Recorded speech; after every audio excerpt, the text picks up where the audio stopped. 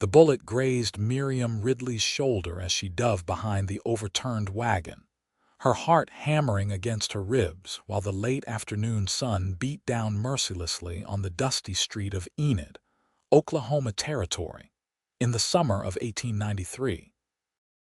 She pressed her hand against the wound, feeling the warm blood seep through her fingers. At 37 years old, she had survived a failed marriage back east, the death of her parents, and the grueling journey westward with nothing but 2 trunks and a stubborn determination to start fresh. She certainly wasn't about to let some drunken cowpoke's wild shooting end her story now. The gunfire had erupted over something foolish, as it always did in these frontier towns. 2 ranch hands arguing over a card game, their anger fueled by whiskey and pride. Miriam had simply been crossing the street to deliver the mended shirts to the general store, trying to earn enough money to keep a roof over her head in the boarding house where she rented a small room.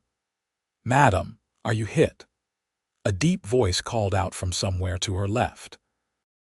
Miriam peered around the wagon wheel, squinting against the dust that hung in the air like a veil. The shooting had stopped, and she could see one of the cowboys being dragged away by the sheriff while the other lay motionless in the dirt. A tall man in worn denim and a weather-beaten hat was moving toward her with cautious steps, his hands raised to show he meant no harm. "I'm fine," she called back, though her shoulder throbbed with each word. "Just a graze." The man came closer, and she could see his face more clearly now. He was perhaps in his early 40s, with lines etched around his eyes from years of squinting at the horizon. His jaw was strong and covered with several days' worth of stubble, and his eyes were a surprising shade of blue-green, like shallow water over river stones.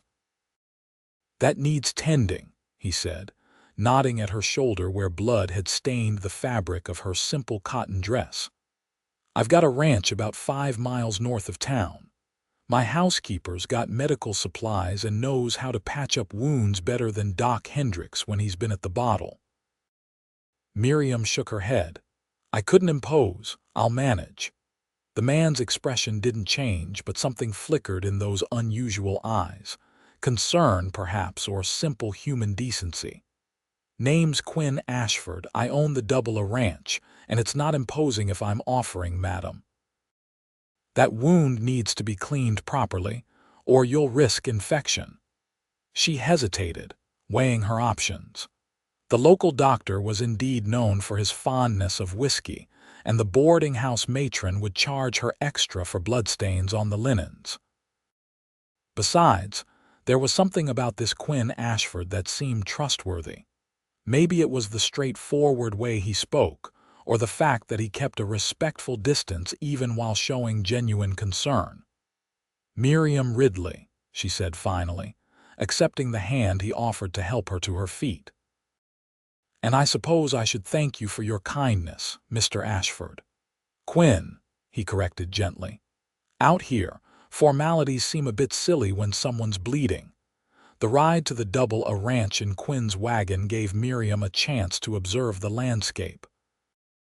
The Oklahoma Territory stretched out in rolling plains punctuated by occasional stands of cottonwood and oak. The grass had turned golden under the summer sun, and in the distance, she could see cattle grazing peacefully, small as ants from this distance. The late afternoon light painted everything in shades of amber and copper, and despite her throbbing shoulder, Miriam felt a strange sense of peace settle over her. Quinn didn't press her with questions, which she appreciated. So many men she'd encountered since arriving in Enid 2 months ago had been either too forward with unwanted attention or dismissive of her entirely. At her age, she occupied an uncomfortable middle ground. Too old to be considered a desirable prospect for marriage, according to the local gossips, but young enough that her unmarried status raised eyebrows and whispered speculation. The ranch house appeared on the horizon, a sturdy two-story structure built from local timber with a wide front porch that wrapped around 3 sides. Outbuildings dotted the property: a large barn, a bunkhouse, corrals, and what looked like a smokehouse. It was a working ranch, clearly, but well-maintained. Not wealthy, perhaps, but prosperous enough to suggest its owner knew what he was doing. An older woman emerged from the house as they pulled up, wiping her hands on her apron. She was perhaps 60, with steel-gray hair pulled back in a neat bun and sharp eyes that missed nothing. "Quinn Ashford, what have you brought home this time?" she called out, though her tone held affection rather than criticism. "Got a wounded woman needs your skills, Martha," Quinn said, climbing down from the wagon and moving around to help Miriam descend. "Caught a bullet in the shoulder during that ruckus in town." Martha's expression shifted immediately to professional concern. "Bring her inside. I'll get the supplies." The interior of the ranch house was surprisingly comfortable. The main room featured a large stone fireplace, sturdy furniture that showed signs of use but not neglect, and windows that let in plenty of light. Miriam noticed small touches that spoke of a woman's influence: curtains at the windows, a vase ready for flowers on the mantel, a carefully pieced quilt draped over the back of the sofa. "My wife made most of those," Quinn said quietly, noticing her gaze. "She passed 4 years ago. Influenza outbreak." "I'm sorry," Miriam said, and meant it. She recognized that particular quality of grief in his voice, the kind that had softened with time but never entirely disappeared. Martha bustled back in with a basin of water, clean cloths, and a leather case that clinked with glass bottles.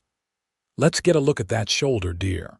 Quinn, make yourself useful and heat some water for tea. The ladies had a shock." With surprising gentleness, Martha helped Miriam remove her dress down to her chemise, examining the wound with the practiced eye of someone who dealt with such injuries before. "You're lucky," she pronounced. "Bullet barely kissed you. I'll clean it up, apply some salve, and bandage it properly. You'll be sore for a week or 2, but no lasting damage." While Martha worked, Quinn moved about the kitchen with easy familiarity, stoking the stove and preparing tea. Miriam watched him through the doorway, noting how he handled the domestic tasks without any apparent discomfort or resentment. Back east, her former husband had considered such work beneath him, leaving everything to servants and later, when their money ran out, to Miriam herself while he gambled away what little they had left. "There now," Martha said, securing the bandage with a final pat. "Good as new, or will be soon enough. You'll want to change that dressing every day and keep it clean." "Thank you," Miriam said. "I'm not sure how I can repay you." Martha waved away the concern. "No payment needed. We help who we can out here. Life's too hard in this territory to do otherwise." She paused, studying Miriam with those sharp eyes. "Where are you staying in town?" "Mrs. Patterson's boarding house." Martha's expression soured slightly. "That old crow charges twice what she should and provides half what she ought to. You have work." Miriam felt her cheeks warm slightly. "I take in mending, sewing, alterations, that sort of thing. I was quite good with a needle back in Boston, and the skills have served me well enough here." "Boston," Martha repeated, interest sparking in her eyes. "Long way from home." "I needed a fresh start," Miriam said simply, not elaborating. She'd learned that people respected brevity when it came to past troubles. Quinn returned with a tray bearing 3 cups of tea and some simple cookies that Martha must have baked earlier. He'd removed his hat, and Miriam could see his hair was dark brown with threads of silver at the temples. He had the weathered look of a man who spent his days outdoors, but there was an intelligence in his eyes and a carefulness in his movements that suggested depth beneath the rancher exterior. They sat in companionable silence for a few moments, sipping the hot tea. Finally, Quinn spoke. Martha's right about Mrs. Patterson. If you're looking for steadier work, I could use someone here at the ranch." Miriam set down her cup, surprised. "What kind of work?" "Martha's been doing more than one person should," Quinn explained, glancing at the older woman with obvious affection. "Cooking, cleaning, managing the household accounts, even helping with the chickens and the garden. Her daughter back in Kansas has been asking her to come help with the new grandchild. I've been putting Martha off because I couldn't manage without her, but if I had someone else capable." Martha nodded eagerly. "I've been wanting to go visit Sarah. The baby's nearly 3 months old now, and I haven't even met her yet." "I wouldn't be taking your position," Miriam said to Martha, wanting to make that clear. "Lord, no," Martha laughed. "I'd be grateful to you for giving me the chance to see my granddaughter. And besides, it's not my position to take.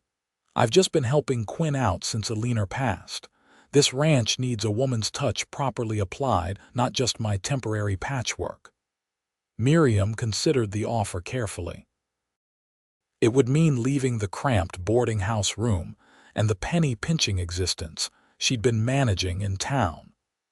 But it would also mean living on an isolated ranch with a man she'd just met, which could invite even more gossip than her current situation. As if reading her thoughts, Quinn spoke again. "I've got 6 ranch hands who bunk in the outbuilding. Martha stays in the small cabin behind the main house. You'd have your own room upstairs, door that locks if that gives you peace of mind. This would be honest work for honest pay, Mrs. Ridley." "Nothing more, Miss," Miriam corrected quietly. "I was married once briefly, but I've gone back to Miss. It seems simpler." Something shifted in Quinn's expression, but he only nodded. "Miss Ridley, then, what do you say?" She thought about the long evenings in her boarding house room, needle moving by candlelight to save on lamp oil.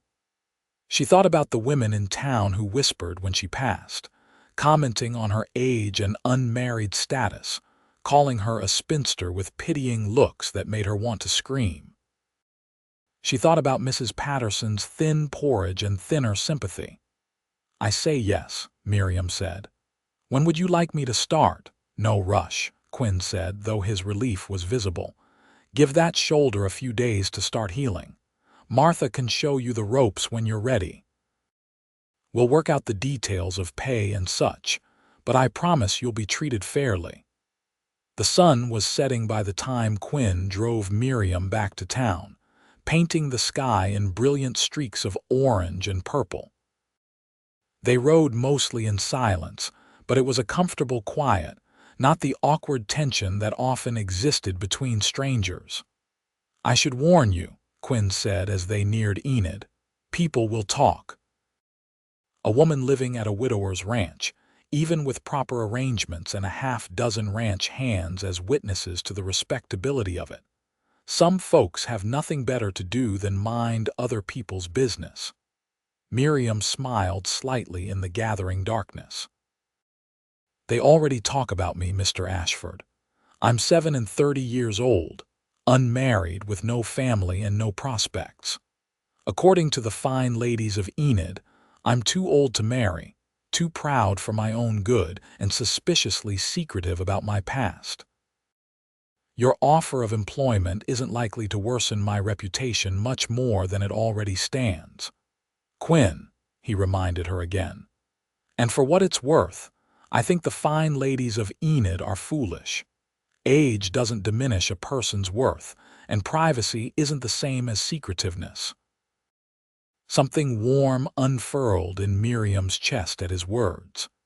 It had been a long time since anyone had spoken to her with such simple respect, treating her as a person rather than a problem to be solved or an object to be pitied. The next few days passed in a blur of preparation.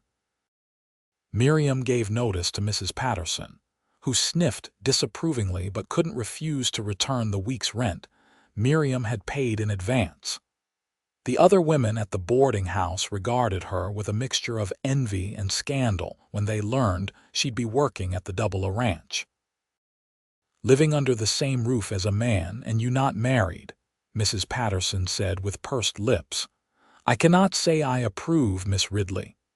"Fortunately," Miriam replied with more tartness than she usually allowed herself, "your approval isn't required."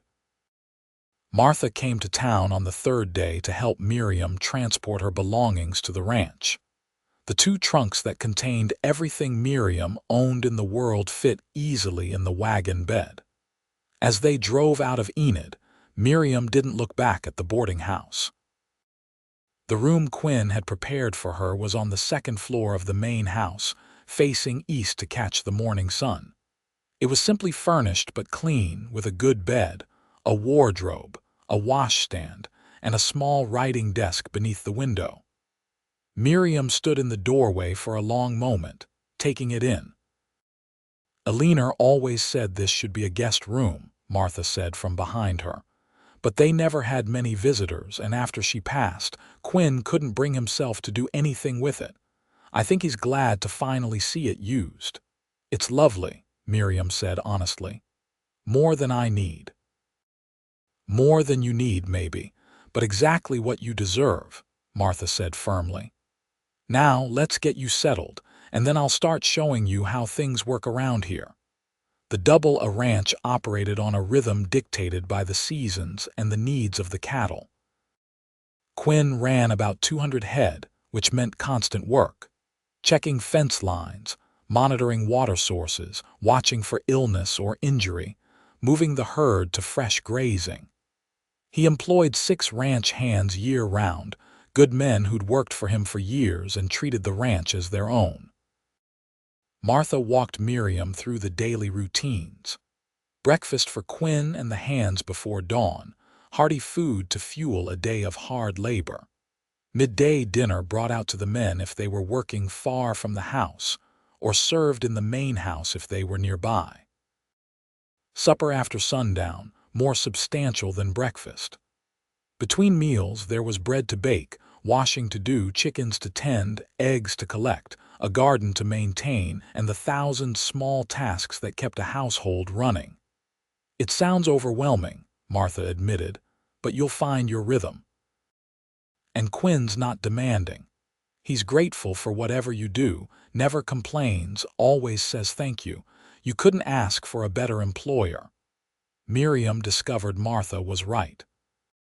Quinn treated her with unfailing courtesy, always thanking her for meals, never criticizing her work even when she was still learning the routine. He had a quiet way about him, not given to unnecessary chatter, but he noticed things. When she struggled to lift a heavy pot with her still healing shoulder, he appeared at her elbow to help without making her feel weak.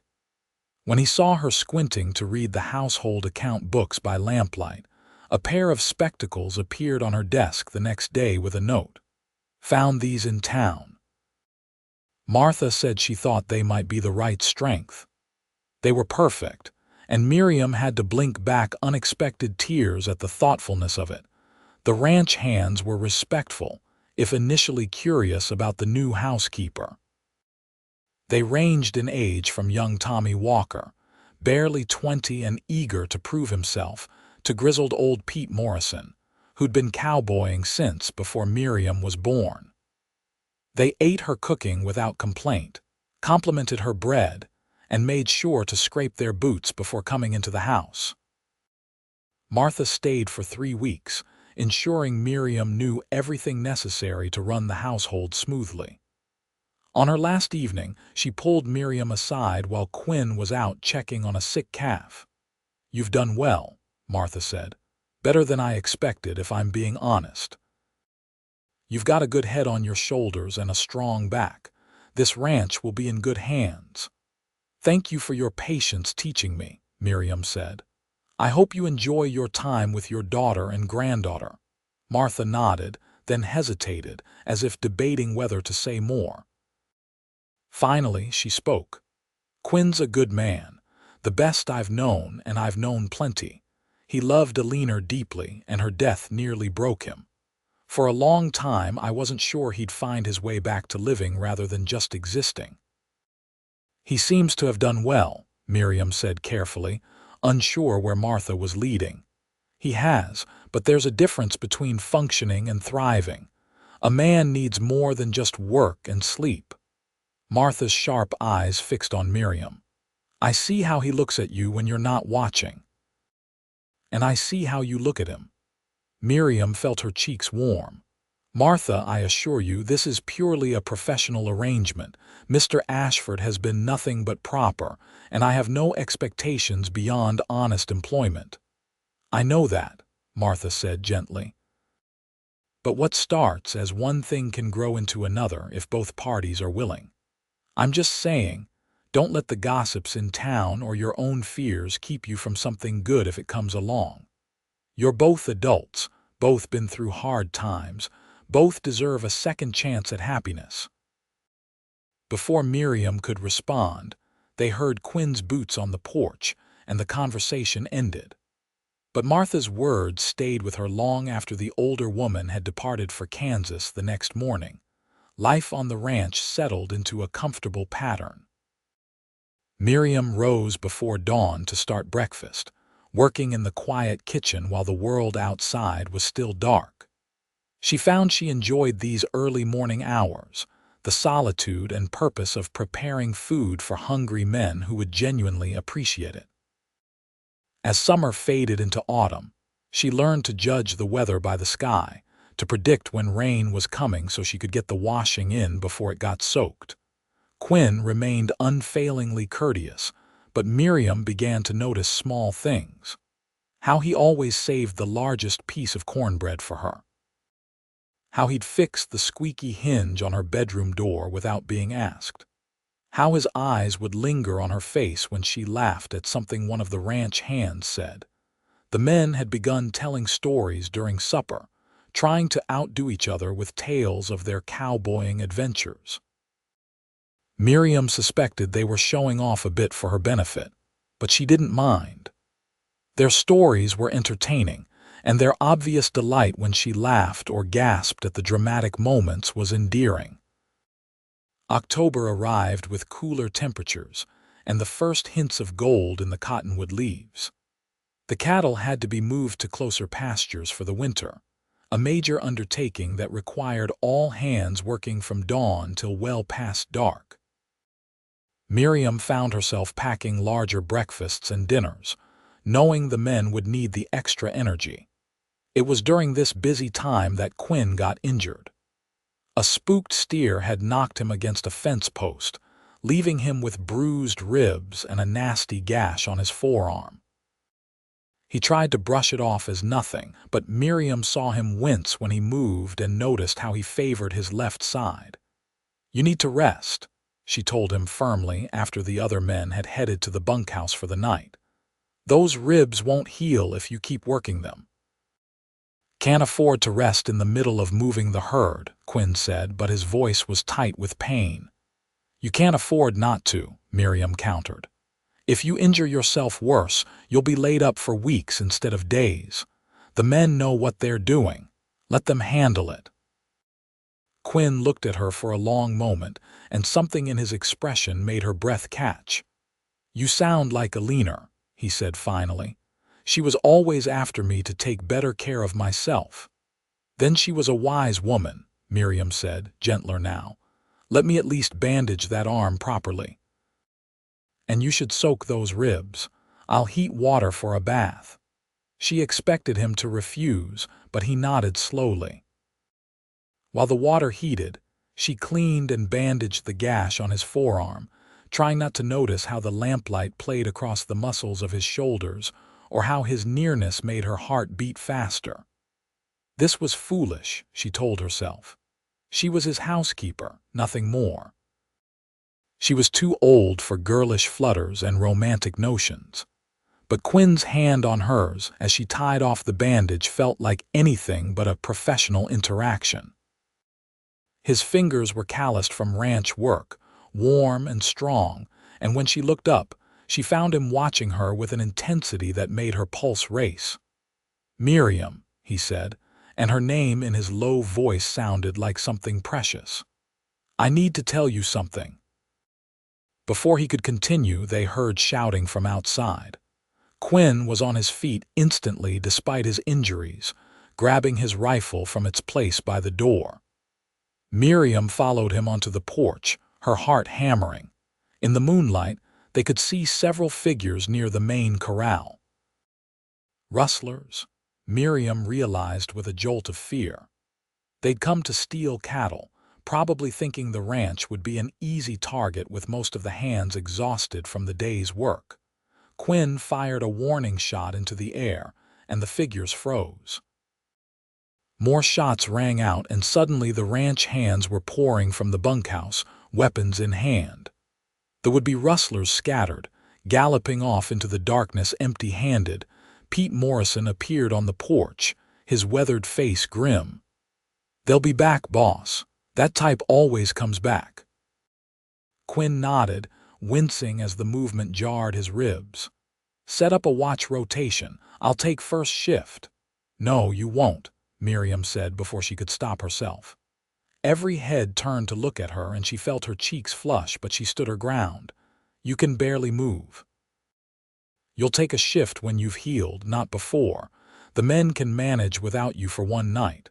There was a moment of tense silence, and then Pete laughed, a rusty sound. "She's got you there, Quinn. Best listen to the lady." To Miriam's surprise, Quinn didn't argue. "All right. But I want reports every hour. Any sign of trouble, you wake me immediately." The men dispersed to organize the watch rotation, and Quinn let Miriam guide him back inside. The moment between them earlier was broken, but something had shifted. As she helped him ease into the hot bath she'd prepared, careful not to look at anything she shouldn't, she felt his hand catch hers again. "Thank you," he said quietly, "for caring enough to argue with me." "Someone has to keep you from killing yourself with stubbornness," Miriam said, trying for lightness even as her heart raced at his touch. "Alina used to say the same thing." Quinn's voice was soft with memory. "She would have liked you, I think. You have her backbone, her practicality. But you're different too. You've got shadows in your eyes that she never had, things you don't talk about." Miriam pulled her hand back gently. "We all have things we don't talk about, Quinn. The past is done. What matters is now." "Is it?" Quinn asked, and there was something vulnerable in his expression that made Miriam's throat tighten. "Because some things from the past matter very much. Like learning what it means to lose someone you love, learning that time is precious and shouldn't be wasted. Quinn." She said his name like a warning, like a plea. "I know," he said. "I know this isn't the time or place. But when this is over, when we've dealt with the rustlers and things settle down, I'd like to talk to you properly. About things that have nothing to do with housekeeping or ranch business." Miriam's hands trembled slightly as she set out towels for him. "I'm 37, Quinn. The women in town call me an old maid behind their hands. I have a failed marriage in my past and nothing to offer a man like you. Whatever you think you're feeling, it's probably just gratitude or loneliness or maybe I'm a grown man who knows his own mind," Quinn interrupted gently. "Age is just a number, Miriam. What matters is the person you are, your strength, your kindness, your wit. The way you fit into life here like you were always meant to be part of it. The way you make this house feel like a home again instead of just a place I sleep." Miriam felt tears prick her eyes, unexpected and unwelcome. "The town already talks about me living here. If we were to have any kind of understanding between us, it would only get worse." "Let them talk," Quinn said with sudden fierceness. "I've spent 4 years alone because I thought that's what I deserved, what Alina would have wanted. But loving someone who's gone doesn't mean you can't love again. It just means you know how precious it is, and how important it is not to waste the chance when it comes along." "I should let you bathe," Miriam said, retreating toward the door because the emotion in the room was too much, too fast, too overwhelming. "Call if you need anything." She fled to her room and sat on the edge of her bed, shaking. No one had spoken to her that way in years. Maybe no one ever had, not really. Her marriage back in Boston had been a disaster from the start, rushed into when she was young and foolish, tied to a man who'd wanted her small dowry more than her. By the time she'd realized her mistake, her parents were dead, the money was gone, and she'd been trapped until blessed providence in the form of her husband's fatal heart attack had freed her. She'd come west to escape the pitying looks and start over, expecting nothing more than to support herself through her own labor. She hadn't expected Quinn Ashford with his quiet strength and his surprising gentleness. She certainly hadn't expected to feel this flutter in her chest when he smiled at her, or this warmth when his hand brushed hers passing a plate at dinner. But Martha's words echoed in her mind. Don't let your fears keep you from something good. Was that what she was doing? Letting fear disguise itself as practicality, using her age as an excuse to protect her heart from another potential breaking. Sleep was a long time coming that night, and when dawn arrived, Miriam was gritty-eyed and exhausted. But there was breakfast to make and a household to run, so she pushed her tumultuous thoughts aside and focused on the familiar routines. Quinn appeared at breakfast time, moving stiffly but upright. He caught her eye across the table and something passed between them, an acknowledgement of what had been said the night before, and a mutual decision to leave it be for now. There were more immediate concerns to deal with. The rustlers did return, 2 nights later. This time the ranch was ready for them. The watch rotation had been maintained, and when the thieves crept toward the cattle pens, they found themselves surrounded by armed ranch hands who'd been waiting in the darkness. A few shots were fired, more warning than aimed to kill, and the rustlers fled again, but this time Pete and young Tommy gave chase, following them far enough to make it clear the double a ranch wasn't easy pickings. The attempted rustling became the talk of Enid when Quinn rode into town to report it to the sheriff. Word spread quickly about how the lonely rancher and his men had defended their property, and somehow the story grew in the telling until Miriam heard versions that had her wielding a rifle alongside the men, shooting with deadly accuracy. "I didn't shoot anything," she told Mrs. Patterson when the boarding house matron stopped her on the street with barely concealed curiosity. "I stayed in the house where I belonged." "Still," Mrs. Patterson said, her eyes glittering with the prospect of fresh gossip, "it must be terrifying living out there with just men around. Especially with your reputation already so delicate. People are talking, you know, saying it's not proper you living at the ranch." Something in Miriam snapped. Maybe it was lack of sleep from worry over the rustlers. Maybe it was frustration at always having to care what narrow-minded people thought. Or maybe it was the memory of Quinn's words about not wasting precious time on fear. "Let them talk," Miriam said, echoing Quinn's fierce declaration. "I have honest work, a good employer, and a roof over my head. If the good people of Enid want to invent scandal where none exists, that says more about them than it does about me." Mrs. Patterson's jaw dropped in shock, and Miriam walked away feeling lighter than she had in months. When she returned to the ranch and recounted the conversation to Quinn and the men over dinner, she was startled by the spontaneous cheer that erupted. "About time someone told that old biddy what for," Pete said with satisfaction. "She's been the queen of gossip in this town for 20 years. "I'm proud of you," Quinn said quietly after the others had filed out. "That took courage, or foolishness," Miriam said, but she was smiling. "I may have just made things harder for myself in town. Or you may have just made yourself some allies," Quinn suggested. "Not everyone in Enid agrees with the Mrs. Pattersons of the world. Some folks will respect you more for standing up for yourself." He was right. Over the following weeks, as Miriam made trips to town for supplies, she found a different reception waiting. The shopkeeper's wife stopped her to say she'd heard about the exchange with Mrs. Patterson and applauded Miriam's backbone. The seamstress offered her overflow work if she ever wanted to earn extra money with her needle. Even the minister's wife gave her a warm greeting after church, where Miriam had started attending despite her fears of judgment. Winter settled over the Oklahoma Territory with surprising gentleness that year.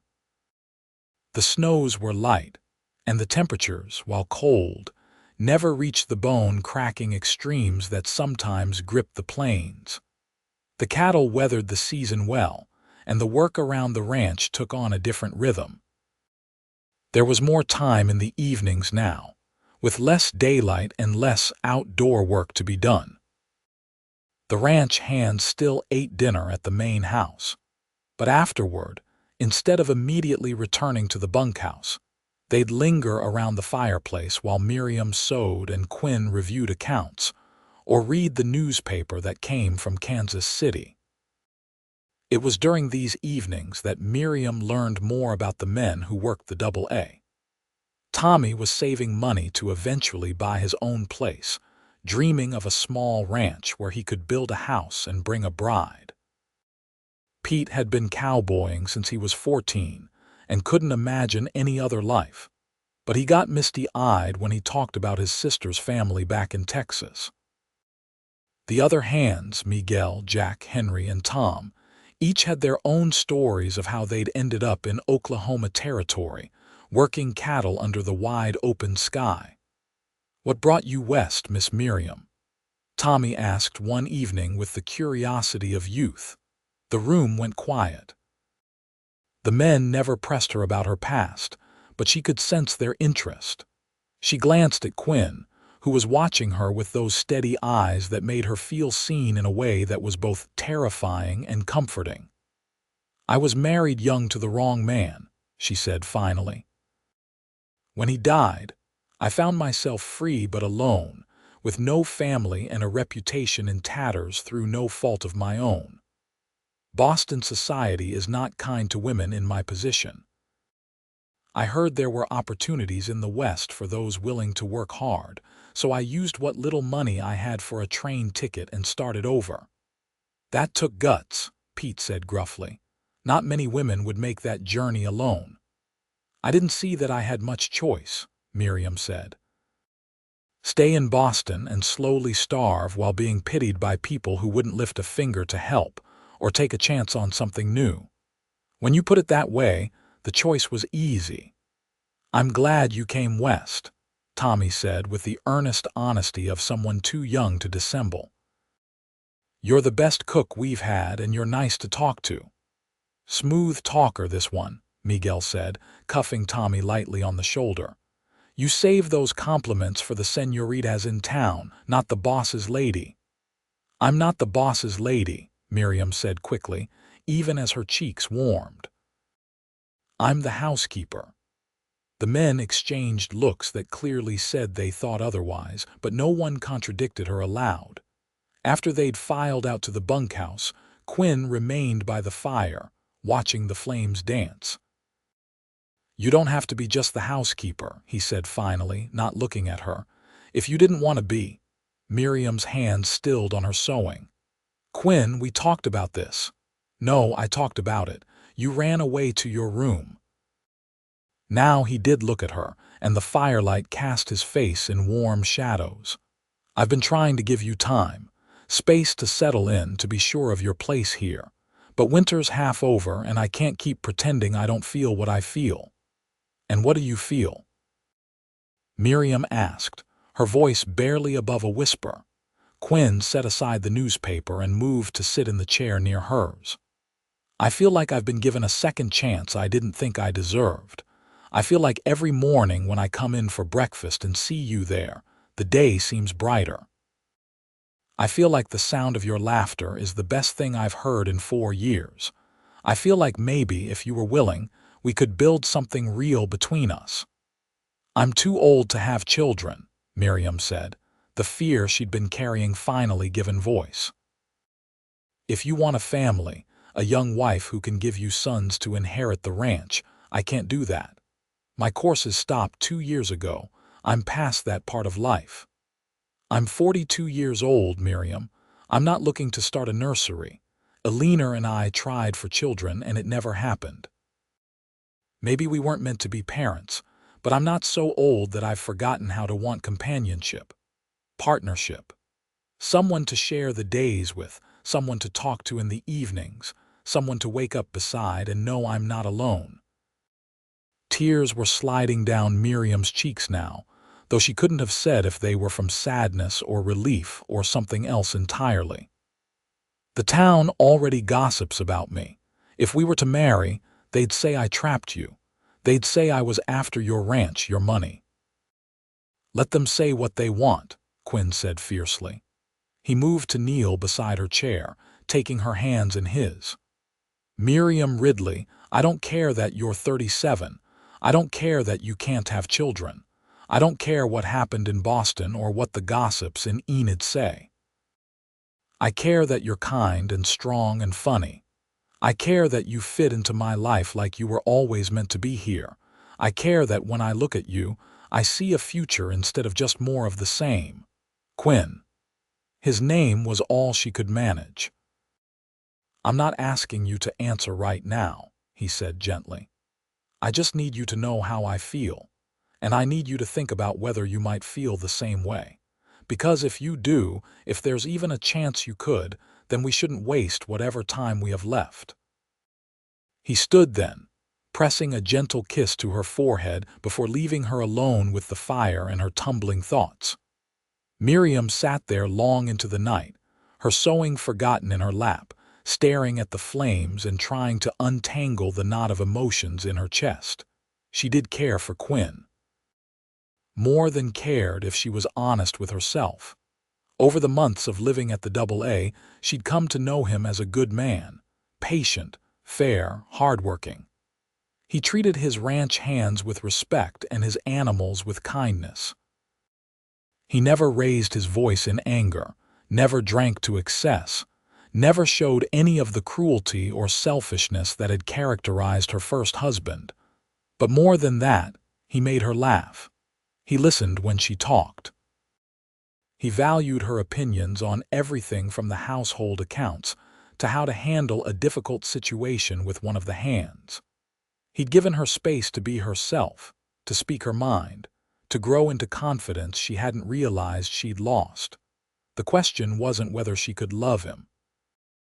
The question was whether she was brave enough to try. The answer came 3 days later in an unexpected way. Quinn had gone into town for supplies and returned with news that sent a chill through Miriam's bones. Her former brother-in-law had been asking around about her in Enid. The shopkeeper said a man came through, said he was looking for Miriam Ridley from Boston, Quinn reported, his face tight with concern. Described you exactly. Said he had family business to discuss. Miriam sank into a chair, her legs suddenly weak. Daniel. It has to be Daniel. Your husband's brother, she nodded. When Walter died, Daniel contested the will. Walter had left me everything, which wasn't much by that point, but Daniel felt entitled to it all. The courts ruled in my favor, but Daniel never accepted it. He sent threatening letters, tried to have me evicted from my lodgings, spread vicious rumors about me. That's part of why I left Boston. I hoped if I went far enough away, he'd give up. Quinn's jaw tightened. He won't get near you. You don't know him, Miriam said, fear making her voice sharp. He's relentless when he wants something, and he's charming. He'll make people believe I'm the villain. He'll say I'm a scheming woman who stole from his family. Then we'll make it clear you're under my protection, Quinn said firmly. You're not alone anymore, Miriam. Whatever trouble this Daniel brings, we'll face it together. The we in that sentence made something shift in Miriam's chest. Together. She hadn't been part of a we, a real partnership, since her parents died. And even they had sometimes felt more like jailers than protectors, keeping her confined to Boston society's expectations. until she'd made the disastrous choice to marry Walter just to escape their strictures. But Quinn was offering something different. Not protection that came with strings attached, but simple partnership between equals who'd chosen to stand together. "Marry me," she said suddenly, the words surprising them both. Quinn stared at her. "What? Marry me?" Miriam repeated, more surely now. "Not because of Daniel or gossip or convention. Marry me because I'm done being afraid. Because you're right that time is precious and shouldn't be wasted. Because in 6 months of living here, I've been happier than in the previous 37 years of my life. Because when I think about my future, I want you in it." A slow smile spread across Quinn's face, transforming him from handsome to beautiful. "You're sure? You're not just saying this because you're scared of your brother-in-law." "I'm terrified of Daniel," Miriam admitted. "But that's not why I'm saying yes. I'm saying yes because I want to. Because you're a good man, and you've shown me that not all men are like Walter. Because I think we could be happy together, truly happy. Because I'm falling in love with you, Quinn Ashford, and I don't want to fight it anymore." Quinn crossed the room in 2 long strides, pulling her up from the chair and into his arms. His kiss was gentle at first, questioning, and Miriam answered by pressing closer, her hands sliding up to his shoulders. This was nothing like the perfunctory kisses of her first marriage. This was warmth and promise and possibility. When they finally pulled apart, both breathing hard, Quinn rested his forehead against hers. "We'll do it right," he said. "I'll get you a ring. We'll talk to the minister. I want everyone in Enid to know you're choosing this freely, that I'm not taking advantage." "I don't need a fancy ring," Miriam said. "Maybe not, but I want to give you one anyway. You deserve all the things you didn't get the first time around. Courting and romance, and a wedding that's about love, not escape or obligation." So despite the urgency brought by Daniel's looming presence, they did it right. Quinn bought a simple gold band set with a small garnet from the jeweler in Enid, presenting it to Miriam over dinner while the ranch hands cheered. They went together to speak with Reverend Thompson, who agreed to marry them the following Sunday. The announcement spread through town like wildfire. Mrs. Patterson sniffed and said she'd expected as much, though her tone suggested she wasn't entirely displeased by the romantic turn of events. Other townsfolk offered genuine congratulations. The shopkeeper's wife organized a small celebration at the church after the ceremony, insisting Miriam needed at least a proper wedding cake, even if everything was being done quickly. Daniel appeared the day before the wedding. Miriam was in the kitchen preparing dinner when she heard an unfamiliar horse approaching. Through the window, she saw a well-dressed man dismounting, his bearing and attire marking him as someone from back east. Her heart sank. Quinn emerged from the barn, wiping his hands on his work pants. Miriam couldn't hear the conversation from inside, but she could see the tension in Quinn's shoulders, the way he positioned himself between the newcomer and the house. After a few minutes, Quinn turned and gestured toward the kitchen window where Miriam stood. She had no choice but to go out and face Daniel. "Miriam," her former brother-in-law said with false warmth, "I've been looking everywhere for you. When you left Boston so suddenly, I was quite concerned." "I'm sure you were," Miriam said coldly. "What do you want, Daniel?" "Only to ensure you're well, and to discuss the matter of Walter's estate, which I believe was settled incorrectly." His smile didn't reach his eyes. "Perhaps we could speak privately. Anything you have to say, you can say in front of Mr. Ashford," Miriam said firmly. Daniel's gaze shifted to Quinn, assessing and dismissive in equal measure. "And who might you be? Some cowboy she's charmed into providing her bed and board." Quinn's expression didn't change, but something dangerous glinted in his eyes. "I'm the man she's marrying tomorrow. Which makes her business my business. So state your piece and then leave my land." "Marrying," Daniel's voice sharpened. "How convenient for you, Miriam. Does he know about your past? About how you manipulated my poor brother, isolated him from his family, and then conveniently inherited everything when he died? I know she was married to a gambling drunk who spent her dowry and his own inheritance at card tables," Quinn said levelly. "I know she endured that marriage until his own excesses killed him. And I know his brother has been harassing her for years over an estate that wasn't worth the paper the will was written on. What I don't know is why you're still here when I told you to leave." Daniel's face flushed with anger. "You can't possibly believe this woman's lies. She's a schemer, a fortune hunter. She's clearly set her sights on you next." "Funny thing about that," Quinn said, moving to stand beside Miriam, his hand finding hers. "My fortune is tied up in land and cattle, neither of which can be easily stolen or squandered. And Miriam's been working as my housekeeper for 6 months, earning her own wage, before I ever proposed marriage. So if she's a fortune hunter, she's a remarkably patient and inefficient one." "The court's already ruled in my favor, Daniel," Miriam said, finding her voice and her courage.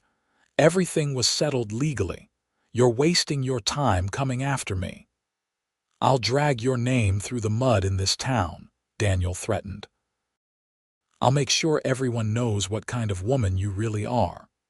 "Go ahead and try," Quinn said with a quiet certainty that made Miriam's heart swell. "But you'll find that folks in Enid judge people by what they see with their own eyes. They've seen Miriam working hard, being kind, earning respect. They won't take kindly to some Eastern dandy coming in and spreading lies about one of their own." As if summoned by the tension, the ranch hands began emerging from various parts of the property. Pete appeared from the barn, Miguel and Jack from the corrals, Tommy from the bunkhouse. They didn't say anything, just stood in a loose semicircle, making their presence known. Daniel looked around, recognizing he was outnumbered and outmaneuvered. "This isn't over," he said, but the threat rang hollow. "Yes, it is," Miriam said with a sudden fierce clarity. "It's been over for years, Daniel. You just wouldn't accept it. I don't owe you anything. I never did. And I'm done letting you make me feel guilty for surviving Walter's poor choices. Now get off this land and don't come back." Daniel mounted his horse, his face twisted with impotent rage. As he rode away, Miriam felt something loosen in her chest. A weight she'd been carrying for so long she'd forgotten it was there. Quinn's arm came around her shoulders, pulling her close. "You all right?" "Better than all right," Miriam said, leaning into his warmth. "For the first time in years, I feel free." That night, unable to sleep from a mixture of excitement and residual fear, Miriam sat in the kitchen with a cup of tea.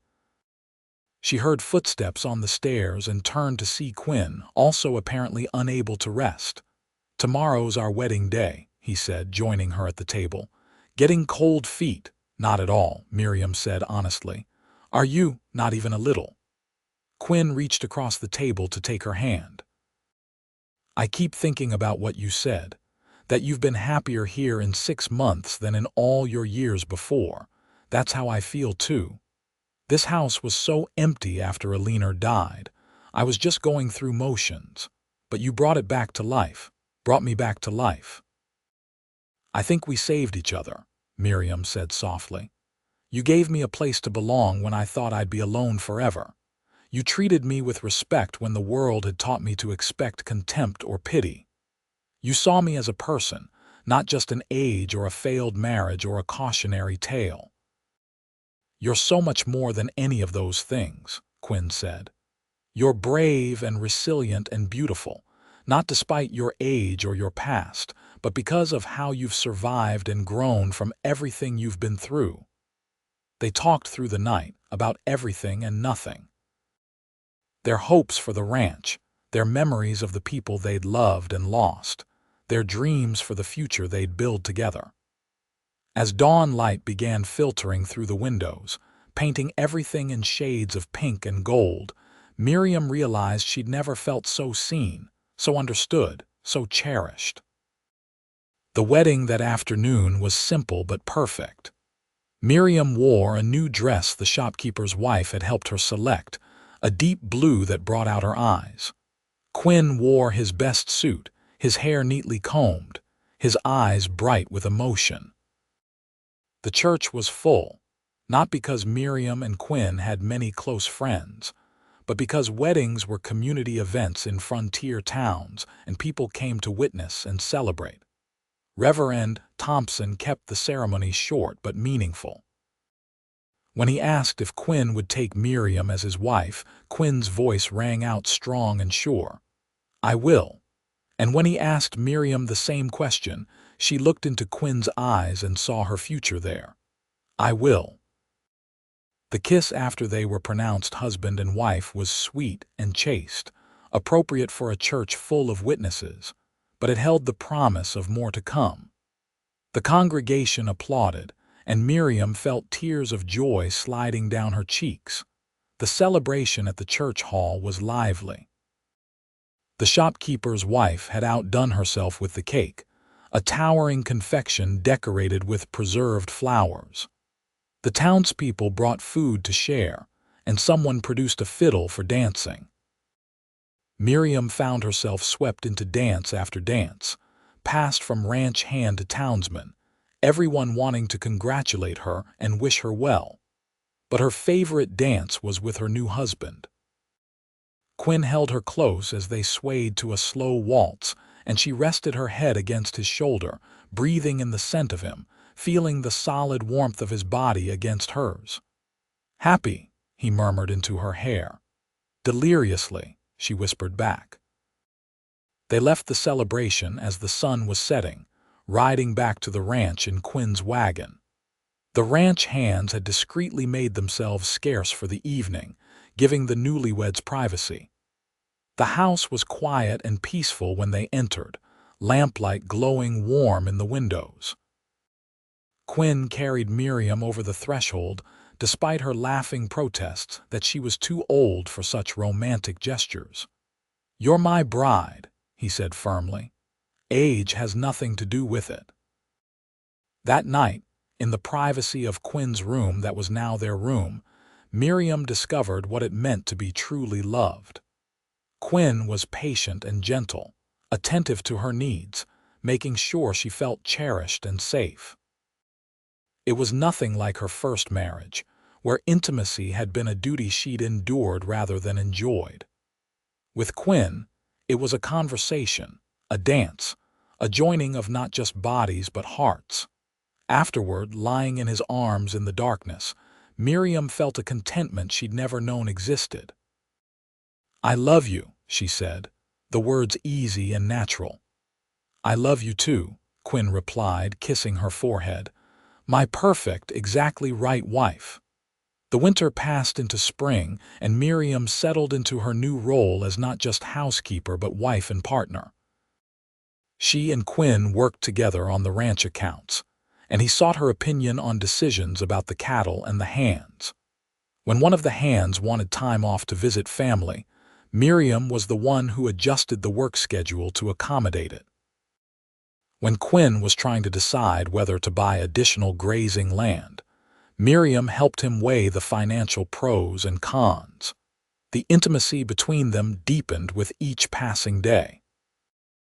They developed routines and rituals. Morning coffee together before the hands arrived for breakfast, evening walks around the property after supper, long conversations in bed before sleep. They learned each other's bodies and preferences, discovering joy in both passion and tenderness. Spring brought new life to the ranch.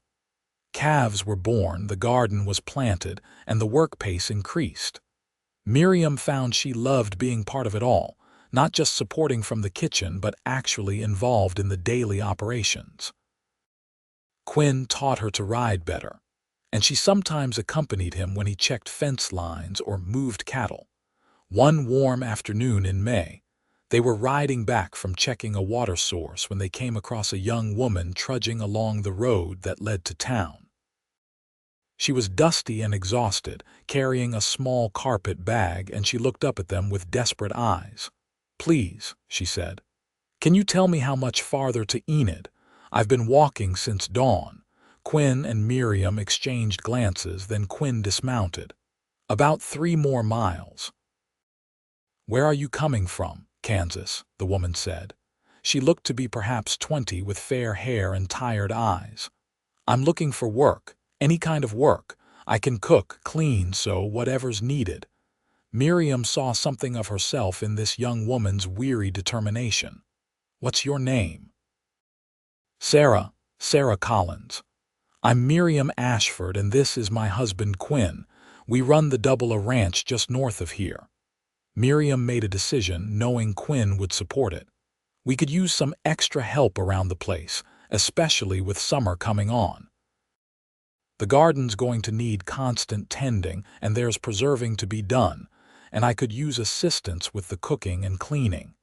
If you're interested in honest work for honest pay, we can offer you a position." Hope flared in Sarah's eyes. "Truly, you'd hire me just like that?" "Everyone deserves a chance," Quinn said, offering the girl his canteen. "God knows we've both needed second chances in our lives. If you're willing to work hard, we're willing to give you that opportunity." Sarah's eyes filled with tears. "Thank you. You don't know what this means." They took Sarah back to the ranch, got her settled in Martha's old cabin, and introduced her to the hands. The girl proved to be a hard worker, grateful for the opportunity and eager to please. Over the following weeks, as she opened up about her past, they learned she'd fled an abusive father in Kansas and was trying to start over, much as Miriam had done. Having Sarah at the ranch was helpful, but it was also healing in a way Miriam hadn't expected. She found herself in the role of mentor and protector, teaching Sarah skills and building her confidence. It reminded Miriam how far she'd come from that frightened woman who'd arrived in Enid just a year ago. Summer arrived with blazing heat and endless work. The cattle had to be moved regularly to prevent overgrazing. The garden produced bountifully and required constant harvesting and preserving, and there were always fences to mend and equipment to repair. But even the hardest days felt good because Miriam was part of a team, a family of sorts, all working toward common goals. One evening in July, Quinn found Miriam in the garden at sunset, picking tomatoes. He came up behind her, wrapping his arms around her waist and nuzzling her neck. "I've been thinking," he said. "Dangerous activity," Miriam teased, leaning back against him. "I want to expand the herd, buy more grazing land to the east, build up the ranch to be something really substantial." He paused. "And I want you to be my full partner in it. Not just my wife, but my business partner. I want both our names on the deed, on the accounts, on everything." Miriam turned in his arms to look at him. "Quinn, that's not necessary. I trust you completely." "I know you do, but I want you to be protected. To know that everything we build together belongs to both of us equally. If something happened to me, I don't want you to have to fight the way you did with Daniel. I want it clear and legal that you're my partner in every sense." Tears pricked Miriam's eyes. "How did I get so lucky?" "We both got lucky," Quinn said, kissing her softly. "We found each other when we both needed to be found." They went to town the next week and had new papers drawn up, making Miriam equal owner of the Double Ranch. The lawyer, an older man who'd been skeptical of their marriage at first, seemed impressed by Quinn's insistence on the arrangement. "Not many men would share ownership so freely," he commented. "Not many men are smart enough to recognize when they've got a partner worth having," Quinn replied, squeezing Miriam's hand. News of the ownership arrangement spread through Enid, adding to Miriam's reputation as someone not to be underestimated. The women who'd once pitied her now regarded her with a mixture of respect and envy. Here was a woman who'd arrived with nothing and, through her own strength and a good match, had become a ranch co-owner in less than a year. But Miriam knew the truth was more complex than the gossips understood. It wasn't just about property or status. It was about finding someone who saw you as an equal, who valued your mind and your heart as much as your labor. It was about being loved not despite your age or past, but because of the person those experiences had shaped you into. Autumn arrived with its familiar demands, preparing for winter, getting the cattle to market, preserving the last of the garden harvest. Young Tommy announced he'd saved enough money and was planning to buy a small piece of land to start his own spread. He blushed scarlet when he admitted he was also planning to propose to a girl in town, the baker's daughter who'd caught his eye. "You should invite her to dinner here first," Miriam suggested. "Let us meet her properly." The dinner was a success, with Tommy's intended, a sweet girl named Clara, fitting right in with the ranch family. Watching them together, so young and hopeful, Miriam felt a pang of something that wasn't quite regret but was adjacent to it. She and Quinn would never have that kind of fresh-faced youth, that sense of a whole lifetime stretching ahead. But as if reading her thoughts, Quinn found her hand under the table and squeezed gently. What they had was different, perhaps, but no less valuable. They had the wisdom of experience, the appreciation that came from knowing what loss felt like, the understanding that happiness wasn't guaranteed but had to be cultivated and protected. That night, lying in bed, Miriam voiced the thought that had been nagging at her. "Do you ever wish you'd married someone younger, someone who could have given you children?" Quinn rolled to face her, his expression serious in the moonlight filtering through the window. "Never. Not once. Miriam, you need to stop measuring yourself against some imaginary younger woman. I chose you. I continue choosing you every single day, not because you're convenient or available, but because you're the person I want beside me. But children would have been wonderful if they'd happened," Quinn said, "with Alina or with you. But they didn't, and that's just how life turned out. We have other things, we have each other. We have this ranch we're building together. We have the Hands who are like family. We have Sarah, who you've taken under your wing like a daughter. We have a community we're part of. That's more than many people ever get." "You're right," Miriam said, pressing closer to him. "I know you're right. Sometimes my old fears just creep back in. Then my job is to keep reminding you that they're just fears, not facts." Quinn kissed her, slow and deep. "You're exactly right for me, Miriam Ashford. Exactly right." Winter came and went, their second together. Spring arrived, and with it, news that Martha would be returning for a visit. Her daughter had insisted on coming with her, wanting to meet Quinn and see the ranch where her mother had worked for so many years. The reunion was joyful. Martha looked well, happy from her time with family, but she admitted she'd missed the ranch and the Oklahoma territory. She was delighted with the changes, particularly the garden expansion and the new mare Quinn had bought for Miriam. "You look happy," Martha said to Miriam during a quiet moment in the kitchen while they prepared dinner together. "Truly happy, not just content." "I am," Miriam said simply. "More than I ever thought possible." "I knew it," Martha said with satisfaction. "That day I brought you here with that bullet wound, I saw how Quinn looked at you, and I saw something in you too, though you were fighting it. I'm glad you both stopped fighting and let yourselves be happy." Martha's daughter Sarah, confusingly sharing a name with their hired girl, was a pleasant woman in her 30s with her mother's sharp eyes and warm manner. Over dinner, she shared news from Kansas and stories about her children, Martha's grandchildren. Listening to her talk, Miriam felt that familiar pang again but pushed it away. This wasn't her life, and that was all right. She had her own life, different but equally valuable. After Martha and her daughter left, the ranch settled back into its familiar rhythms. The work was constant but satisfying. Quinn had bought the additional grazing land he wanted, expanding their operation significantly. It meant more work, but also more income, more security for their future. One warm evening in June, as they sat on the porch watching the sunset paint the sky in brilliant oranges and purples, Quinn pulled Miriam close. "I've been thinking about something. More dangerous thoughts," she teased. "Maybe. I was thinking we should take a trip. Go somewhere you've always wanted to see. We can afford it now, and we've got good people to manage things here for a few weeks." Miriam was surprised. "Where would we go?" "Anywhere you want. California to see the ocean, Colorado to see the mountains. Back east if you wanted to visit Boston, though I can't imagine why you would." "Definitely not Boston," Miriam said with a laugh. "But the ocean sounds wonderful. I've never seen it."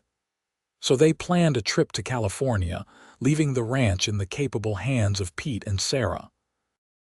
The journey was long but exciting, traveling by train across landscapes that changed from plains to desert to mountains. Miriam pressed her face to the window like a child, drinking in every new sight. California was everything she'd imagined and more. The ocean was vast and powerful, the waves crashing against the shore with relentless energy.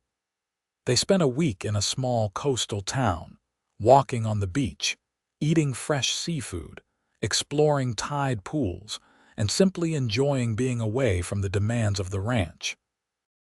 One afternoon, walking barefoot along the shore with her skirts hiked up to keep them dry, Miriam felt Quinn's hand slip into hers. "Thank you for this," she said. "For what? The trip, for everything. For seeing me when I thought I was invisible, for loving me when I thought I was unlovable. For building a life with me that's better than anything I could have imagined." Quinn pulled her close, heedless of the other people on the beach. "You know what the best part of all this is?" "What?" "We're just getting started. We could have 30 more years together if we're lucky. 30 years of mornings and evenings, of working side by side, of building something that matters. 30 years of love." Miriam kissed him there on the beach with the ocean roaring beside them and the sun warm on their faces. 30 years. It sounded like forever and not nearly long enough, all at once. They returned to the ranch tanned and relaxed, ready to throw themselves back into work. Tommy had gotten married while they were gone, and he and Clara had moved onto the small spread he'd bought. Sarah had managed everything at the double perfectly in their absence, proving she'd grown from the frightened girl who'd arrived a year ago into a confident young woman. The seasons cycled through. Another winter, another spring. They were approaching their 3rd anniversary when Miriam realized with a start that she'd stopped thinking about her age. She was 40 now, Quinn was 45, and it simply didn't matter. They were healthy, active, deeply in love and building a good life together. The ranch continued to prosper. They'd added a small herd of horses to their cattle operation, breeding and selling quality mounts. The house had been expanded with a proper office where they managed the business side of things together, sitting side by side at a wide desk Quinn had commissioned from a craftsman in town. One spring morning, Miriam was in the garden when a familiar wagon rolled up the drive. To her surprise, it was Martha, but this time she was alone and had several trunks with her. "Martha," Miriam hurried to meet her. "Is everything all right?" "Everything's fine," Martha assured her. "Better than fine. My daughter's household has gotten too crowded, what with 3 children now and another on the way. We were stepping on each other's toes, so I thought if you and Quinn would have me, I might come back to the AA. Not to work," she added quickly. "I'm too old for heavy labor. But maybe just to be here, to have my little cabin and help out where I can if you'd want me." "Want you?" Miriam felt tears spring to her eyes. "Martha, we'd be honored to have you, your family." So Martha moved back into her old cabin, and the ranch family was complete. She helped with light tasks, entertained them with stories in the evenings, and provided the wisdom that only age and experience could bring. Having her there felt right, adding another layer of richness to their lives. That summer, Daniel appeared again, though this time he didn't come to the ranch. Miriam encountered him in town, and she felt Quinn tense beside her, ready to defend her. But Daniel looked different now, older and defeated. The fight had gone out of him. "I'm not here to cause trouble," he said tiredly. "I've been dealing with some legal troubles of my own back east. It's made me think about things differently. I shouldn't have harassed you the way I did. Walter made his own choices, and you're not to blame for them. I was angry and took it out on you. I'm sorry." Miriam studied him, looking for signs of deception, but she saw only genuine remorse. "I appreciate the apology, Daniel. I hope you find peace with whatever troubles you're facing." "You've done well for yourself," Daniel said, glancing at Quinn. "Better than you would have back in Boston, I suspect." "Much better," Miriam agreed. "Out here, people judge you by who you are, not who you were or how old you are. It's a good place for second chances." After Daniel left, riding back toward the train station, Miriam felt a chapter of her life finally close. All the fear and anger she'd carried from Boston, all the resentment about her first marriage, all the bitterness about wasted years, it all finally released, leaving her feeling lighter than air. The years continued to pass, each one bringing its own challenges and rewards. The ranch prospered, weathering droughts and market fluctuations because Quinn and Miriam worked as a true partnership, making decisions together and supporting each other through difficulties. They became pillars of the Enid community, known for fair dealing and generosity. Young Sarah eventually married one of the ranch hands, Miguel, in a wedding Miriam helped plan with the same care Quinn had shown for her own wedding. They built a small house on the edge of the double property, and Sarah continued to help Miriam while also starting her own family. Tommy and Clara had 3 children, and they often brought them to visit the ranch. Watching the children run around the property, climbing trees and petting the horses, Miriam realized she didn't feel the pang she once might have. These weren't her children, but they were in her life, and that was enough. On their 5th anniversary, Quinn surprised Miriam with a thoroughbred mare he'd been secretly arranging to buy for months. She was beautiful, a rich chestnut with a white blaze, gentle-natured but spirited. "She's perfect for you," Quinn said, watching Miriam stroke the mare's neck with wonder.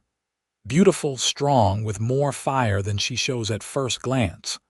"You're a romantic fool," Miriam said, but she was smiling.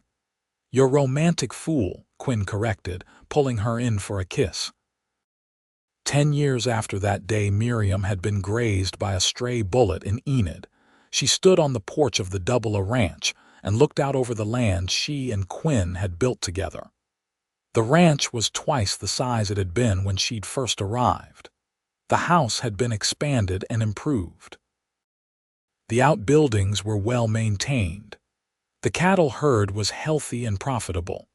They'd weathered storms and droughts, market downturns and personal losses, but they'd done it together. Quinn came up behind her, wrapping his arms around her waist in a gesture that had become as natural as breathing over their years together. "What are you thinking about?" "Everything," Miriam said. "How different my life is from what I thought it would be. How I came here thinking I'd just survive, and instead I found a way to thrive." "We thrived together," Quinn said, resting his chin on her shoulder. "That's the secret. Neither of us could have done this alone." "You ever think about how it all started?" Miriam asked. "That random gunfight, me getting hurt, you offering to help. I think about it all the time," Quinn admitted. "I think about how close I came to just riding past you that day. How easy it would have been to mind my own business and leave you to the drunk doctor and Mrs. Patterson's tender mercies. But something made me stop. Some instinct that said this woman matters, help her. Best instinct you ever had, Miriam said. Best instinct we both had, Quinn corrected. You had to trust me enough to accept help. You had to be brave enough to take the job I offered. You had to be strong enough to stand up to your past when Daniel came calling. And you had to be willing to take a chance on love again, even though you'd been hurt before. Miriam turned in his arms to face him. At 47 and 52, respectively, they were both showing the marks of age and hard work. Quinn's hair was more gray than brown now, and lines were etched deeply around his eyes and mouth. Miriam's face showed the years too, with silver threading through her hair and her hands showing the wear of constant labor. But when Quinn looked at her, she saw the same love and desire that had been there a decade ago. Age hadn't diminished that. If anything, it had deepened it, adding layers of shared experience and mutual respect to the foundation of attraction and affection. I love you, she said simply. More now than even on our wedding day. I love you too, Quinn replied. My exactly right wife. The phrase had become something of a joke between them over the years, a callback to their early days when Miriam had been so worried about being too old. Now it was an affirmation, a reminder that rightness had nothing to do with age or convention and everything to do with genuine compatibility and mutual choice. That evening they hosted a dinner for their extended ranch family. Martha, now in her 70s, but still sharp as ever. Sarah and Miguel with their 2 children. Pete, still working despite his advancing years because he couldn't imagine life without cattle and horses. The other ranch hands, some who'd been there since the beginning and some who were newer. Tommy and Clara and their growing brood, visiting from their own ranch. As Miriam looked around the table at all these faces, at the family they'd built not through blood but through choice and loyalty and love, she felt a contentment so deep it was almost painful. This was success. Not wealth, though they'd achieved a comfortable prosperity. Not fame, though they were well respected in their community. But connection, belonging, purpose. Love, after dinner, as the children played outside and the adults lingered over coffee and conversation, Tommy raised his cup in a toast. To Quinn and Miriam, who taught all of us what real partnership looks like. You've built something here that's bigger than just a successful ranch. You've built a home, a family, a place where people can belong and be themselves. Thank you for that. Here, here, echoed around the table. Quinn squeezed Miriam's hand under the table and she squeezed back, not needing words to communicate what she felt. They'd done it. They'd taken 2 broken people and built something whole. They'd taken loneliness and transformed it into love. They'd taken second chances and made them into first-rate lives. The seasons continued their endless cycle. More years passed, bringing the usual mix of joy and sorrow, triumph and challenge. Martha passed away peacefully in her sleep at 76, and they buried her on a gentle hill overlooking the ranch she'd loved.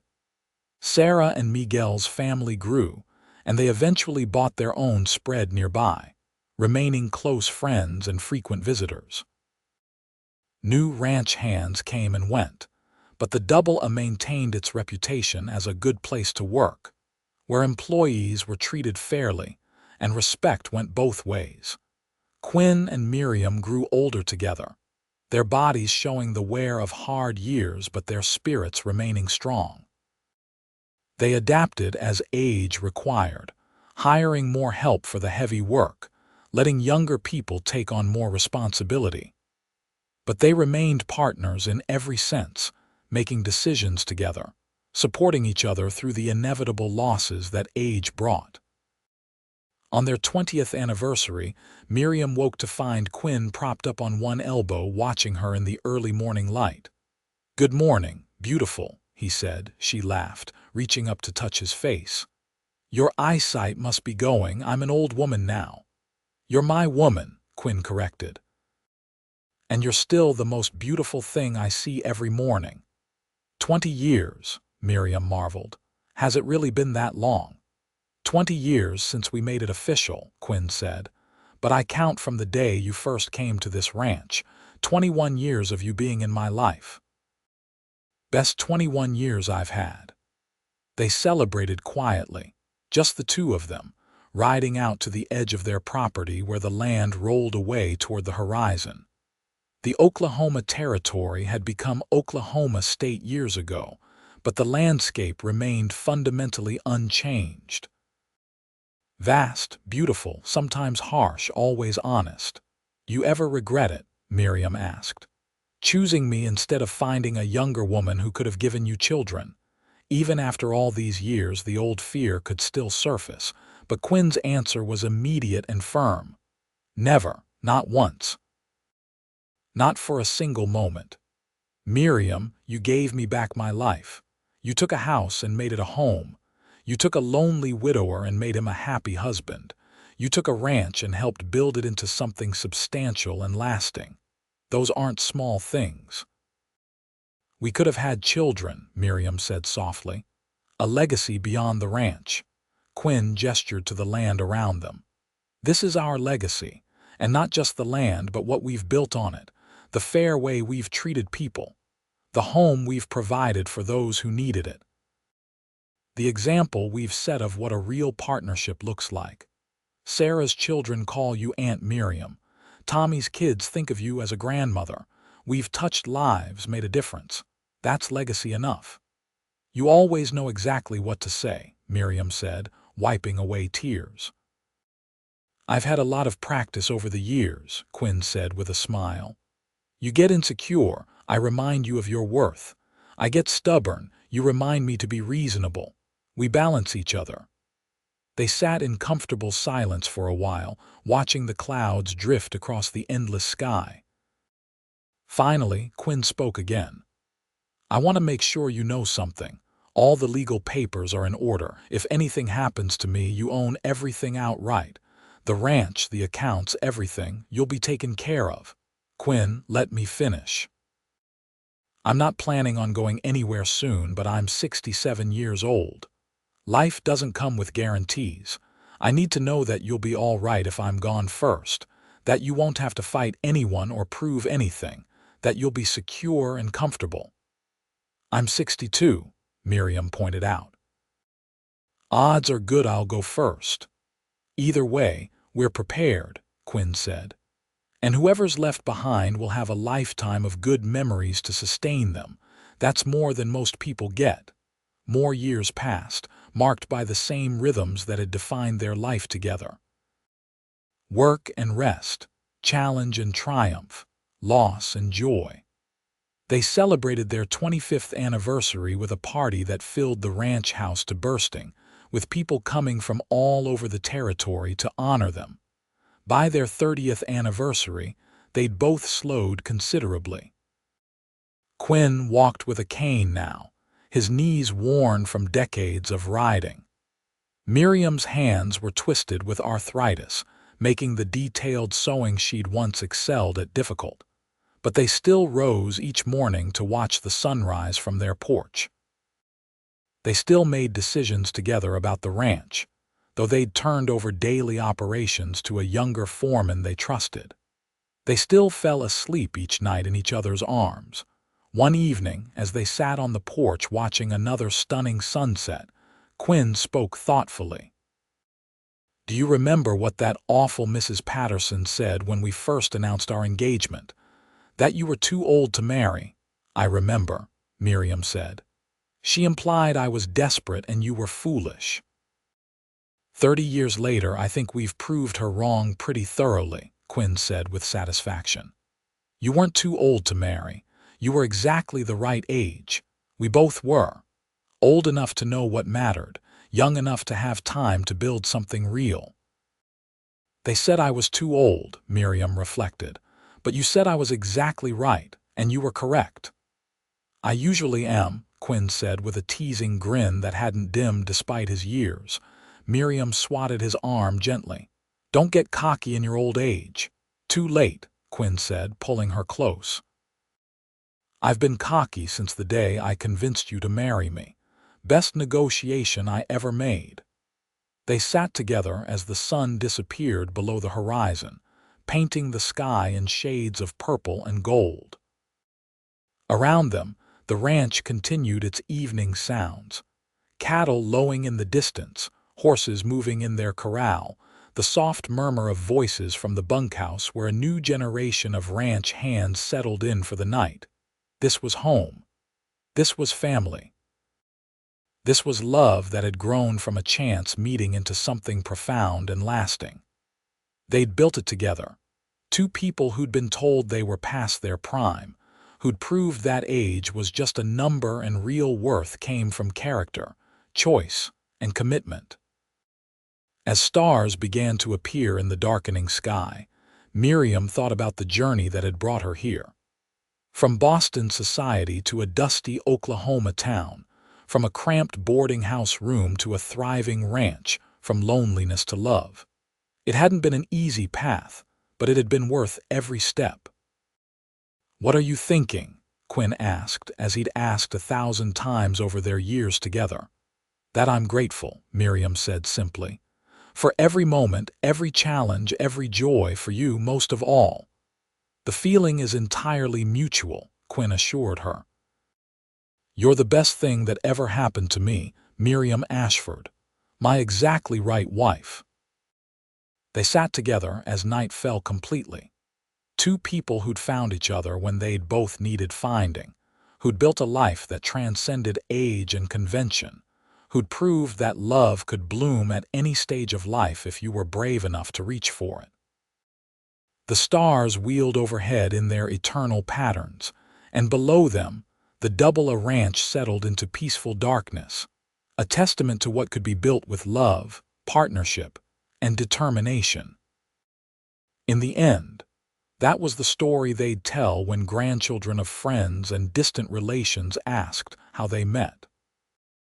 Not a tale of youth and romantic idealism, but something better.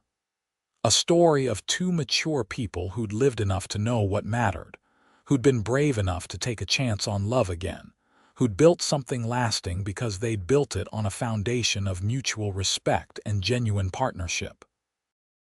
They said she was too old to marry. The lonely rancher said she was exactly right, and 30 years of deep happiness proved him correct.